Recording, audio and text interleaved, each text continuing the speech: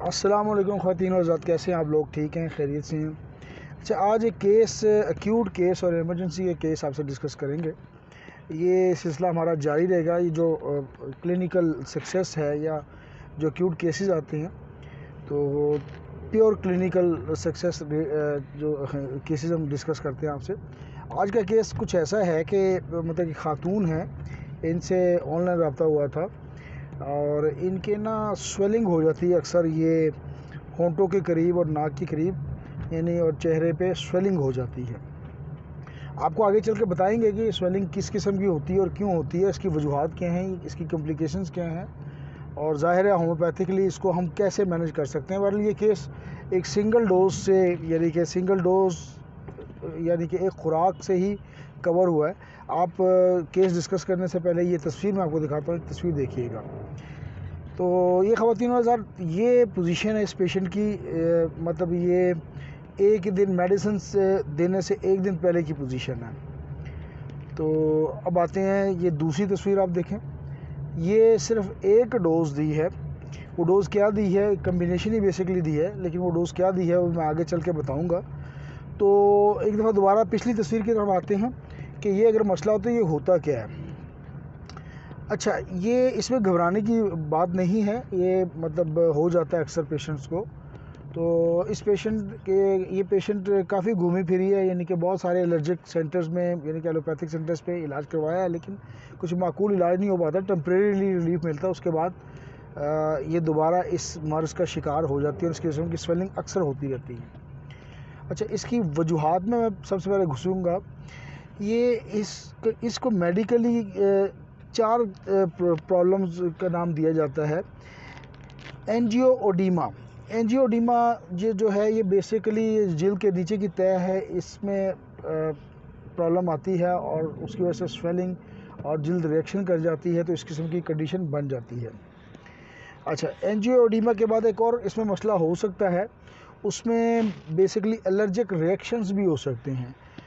अब allergic reactions की तरफ मैं आता हूँ। एक तो बहुत ख़तरनाक एलर्जिक रिएक्शन है जिसमें एनाफ्लैक्सिस भी हो सकता है।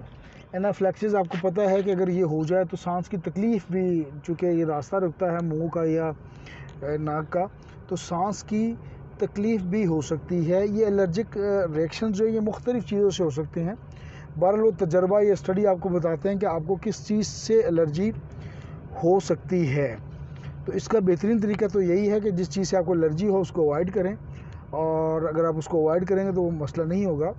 लेकिन बाज़ का गर्म चीज़ें जिस तरह अंडा और स्पेशली पीनट खाने से, ये जो मूंगफली है या आमंड जो बादाम खाने से प्रॉब्लम हो सकती, तो फ़ौरी तौर पर इस किस्म की गर्म चीज़ें बंद कर दें ताकि ये प्रॉब्लम ना हो। और ये अगर एनाफ्लैक्सिस का इशू हो जाए तो ये लाइफ थ्रेटनिंग, यानी कि इससे खुदा न खास्ता अगर सांस का ज़ाहिर मसला हो तो मौत भी वाक़या हो सकती है। तो ये उसकी ख़तरनाक किस्म की कंडीशंस या वजह हो सकती है।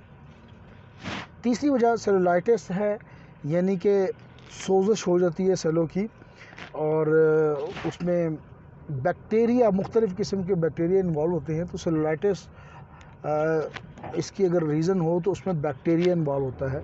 अब आते हैं, दोबारा मैं वो तस्वीर आपकी डिस्प्ले करता हूँ कि ये पेशेंट की ये कंडीशन थी एक दिन पहले। इस पेशेंट को हमने एक डोज़ दी, यानी कि रात को डोज़ दी, और सुबह, ये दूसरी तस्वीर आप देख सकते हैं स्क्रीन पर, सुबह ये बिल्कुल पेशेंट क्योर था। सिम्टम्स क्या थी जी? सिम्टम इसमें बर्निंग आ रही थी और जो है जलन ओबियसली मौजूद थी, और ऐसी सेंसेशन थी कि जिस तरह डंक लगते हो पेशेंट को। तो डंक लगने की सेंसेशन जब पेशेंट को हुई है तो एक मेडिसिन मेरे जहन में आती है, जिस तरह मक्खी ने काटा हो। तो आपको पता है, अगर मक्खी ने काटा हो तो एपस मेलेफिका इसमें अच्छा काम करती है, लेकिन इस पेशेंट को मक्खी ने नहीं काटा, वजह कोई और ही होगी, लेकिन जो सेंसेशन है, जो लामात थी, वो बिल्कुल ऐसी थी जैसे एपस मेलेफिका की होती है। तो अगर मैं इसको एक मेडिसिन देता तो वो मैं एपस मेलेफिका देता, लेकिन चूँकि पेशेंट बहुत घबराई हुई थी और बिल्कुल भी मतलब कोऑपरेट नहीं कर रही थी, तो हमने सोचा कि रिस्क ना लें, और उसको की तसल्ली के लिए मैंने साथ में हैपर सल्फ आपको पता है कि ये अच्छा काम करती है। जब सेंसिटिवनेस हो, हाथ लगाने से पेशेंट को तकलीफ़ बढ़ रही है और हाथ ना लगाने दो, हैपर साइंस भी इसमें अच्छा काम, हेपरसल भी इसमें अच्छा काम करती है। तो ये अलामत भी मौजूद थी। इसके अलावा इसके कलर को देखते हुए और स्वेलिंग की कंडीशन को देखते हुए बेलाडोना का एक तड़का मैंने साथ में लगाया। तीनों मेडिसिन चूँकि एक्यूट केस था तो मैंने 30 में दी हैं, तो 30 में इन मेडिसिन ने अच्छे काम किया है। सिर्फ रात मेरा ख्याल है 10 बजे के करीब 2 डोजेज़ दी हैं, यानी कि पेशेंट को मेडिसिन हमने रिकमेंड कर दी, उन्होंने मंगवा ली और रात 10 बजे पहली डोज़ ली और सोने से पहले एक डोज़ और ली होगी और रात 11-12 बजे, आई डोंट नो। लेकिन बार सुबह फिर इनसे इनका मैसेज आया और इनकी ये जो सेकंड तस्वीर में आपको दिखा रहा हूँ ये आया, तो सुबह ये बिल्कुल क्योर थी। तो दुआ में याद रखें, ये प्रोग्राम हम होम्योपैथिक स्टूडेंट्स के लिए, ये जूनियर डॉक्टर्स के लिए करते हैं। किसी पेशेंट को कोई मसला तो हमसे रब्ता कर सकता है।